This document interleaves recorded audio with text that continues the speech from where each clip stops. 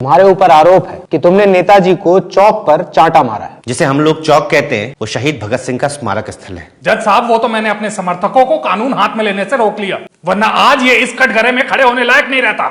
जज साहब, खड़े होने लायक तो ये भी नहीं है उस जगह पर। तुम्हें अंदाजा है कि तुम एक सम्मानित नेता के बारे में इन शब्दों का प्रयोग कर रहे हो। कल जब इनके आदमियों ने शहीद स्मारक स्थल पर जाम लगा रखा था तो मैं एक बूढ़े रिटायर्ड फौजी को अपने ऑटो में अस्पताल ले जा रहा था। वो बीमार थे, दर्द में थे। मैंने इनके आदमियों से लाख गुजारिश करी जज साहब कि हमें अस्पताल जाने का रास्ता दे दें, पर ये नहीं माने। ऑटो में बैठे हुए वो फौजी भी यही सोच रहे कि क्या उन्होंने अपनी जवानी देश के लिए इसलिए निछावर कर दी कि आज अपने देश में उनको अस्पताल जाने तक का रास्ता भी नहीं है। मुझे कोई दिक्कत नहीं है जज साहब, ये हड़ताल करें, धरने करें, जो करना है वो करें, पर शहीदों के स्मारकों के सामने ना करें। सरदार भगत सिंह ने गोरी सरकार के कान खोलने के लिए असेंबली में धमाका किया था, पर इनके लाउडस्पीकर के शोर में आज हमारी जनता सिर्फ बहरी नहीं, अंधी भी हो गई है। इसीलिए उसे दिखाई नहीं दे रहा है कि आजादी के इतने साल बाद भी हम अपनी बुनियादी जरूरतों के लिए लड़ रहे हैं। यही कारण है कि आज ऐसी पार्टियां हमें ऐसे लालच देकर चुनाव जीतती हैं कि ये फ्री दे देंगे, वो फ्री दे देंगे। जज साहब, ये शिक्षा फ्री नहीं देते, क्योंकि इन्हें पता है कि अगर एक गरीब का बच्चा शिक्षित हो गया तो वो इनसे सवाल पूछेगा। ये कभी जातिवाद, क्षेत्रवाद, भाषा से हमारे विचारों को गंदा करने का काम कर रहे हैं जज साहब। ये कहते हैं इन्होंने स्कूल खोले, मगर उन स्कूलों में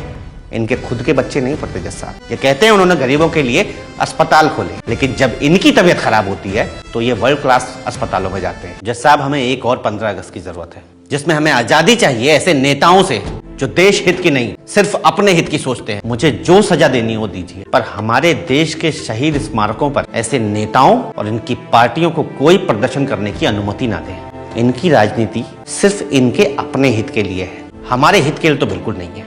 साहब, हमारे देश में रोज किसी स्मारक में किसी शहीद का अपमान हो रहा है। जिन शहीदों ने हमें आजादी दिलाई थी, आज उनके स्मारकों को इन प्रदर्शनों से हमें आजादी दिलानी है जज साहब। तुम्हारा नाम भी तो भगत सिंह है जज साहब। पढ़ा लिखा हूँ, पर कभी आरक्षण के चलते और कभी रिश्वतखोरी की वजह से नौकरी नहीं लग पाई। स्कूल में 15 अगस्त के फंक्शन में भगत सिंह का रोल किया करता था, पर उनके जैसा थोड़ा सा जज्बा अब अपने अंदर लाने की कोशिश कर रहा हूँ। धर्म, जातिवाद, क्षेत्रवाद में जिस जनता को इन्होंने फंसा दिया है, उस जनता को आजादी का सही मतलब बताने के लिए मैंने ये धमाका किया।